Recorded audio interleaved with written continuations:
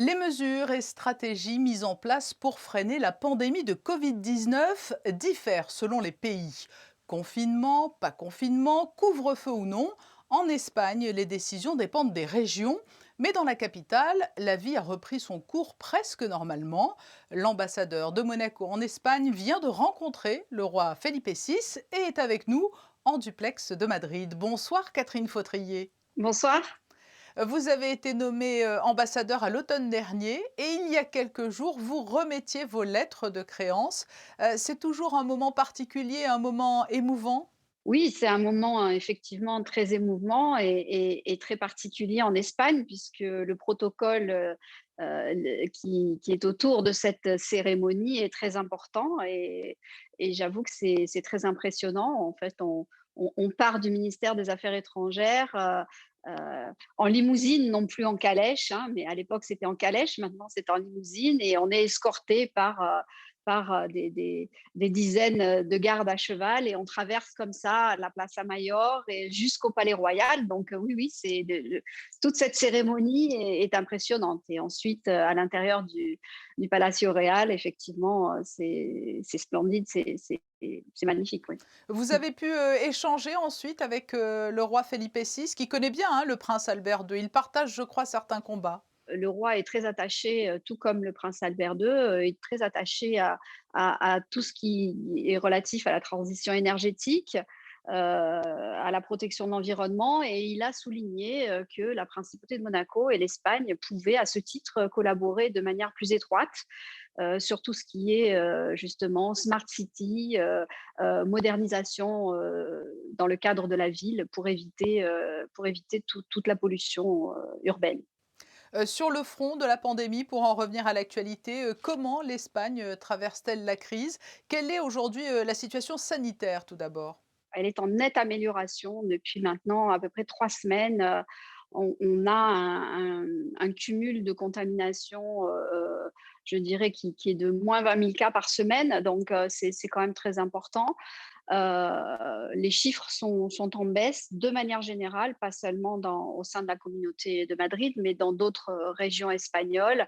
Ce qui fait que la plupart des régions aujourd'hui ont effectivement levé un certain nombre de restrictions. C'est l'économie qui a primé dans la région de Madrid?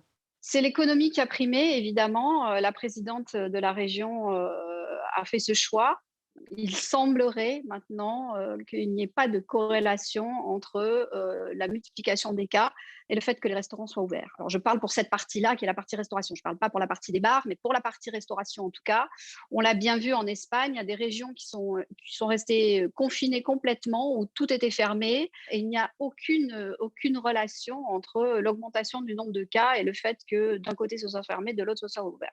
Les hôtels sont ouverts, les musées sont ouverts, la culture est ouverte. Donc voilà, Madrid continue à vivre et je pense qu'aujourd'hui, en tout cas c'est la tendance, les autres régions d'Espagne prennent ce chemin-là. Le fait que la culture ne jamais arrêté, c'était quelque chose de très important.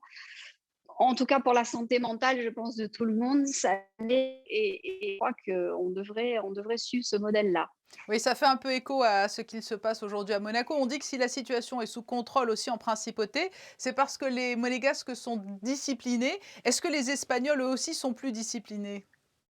Les Espagnols sont extrêmement disciplinés, en tout cas, sur ce sujet-là, puisque comme je vous le dis, après ce confinement, extrêmement strict, ils ont bien compris, qu'ils ne voulaient surtout plus être reconfinés et donc on ne peut pas sortir. On voit bien, on se fait rappeler à l'ordre systématiquement si on oublie un masque, si on ne se désinfecte pas les mains en rentrant dans un lieu, clos, le comptage dans les boutiques, dans les restaurants est effectué de manière très stricte. Donc oui, on peut vraiment dire que tout est mis en place pour que et tout est respecté surtout par les Espagnols pour que, cette crise, soit le plus rapidement possible, derrière nous et qu'on arrive à reprendre une vie à peu près normale. Cela vous permet de parvenir à mener à bien vos projets, vos missions, puisqu'on le sait, hein, la diplomatie demande de l'échange. C'est vrai que la diplomatie, qui est quand même un métier extrêmement, basé sur l'échange et le partage et les rencontres avec les gens, donc c'est encore un peu difficile, mais ça y est, on recommence à avoir, des réunions en présentiel, on peut, les gens sont un petit peu moins anxieux à l'idée d'aller rencontrer telle ou telle personne. Voilà, on sent que ça évolue vers le positif, en tout cas.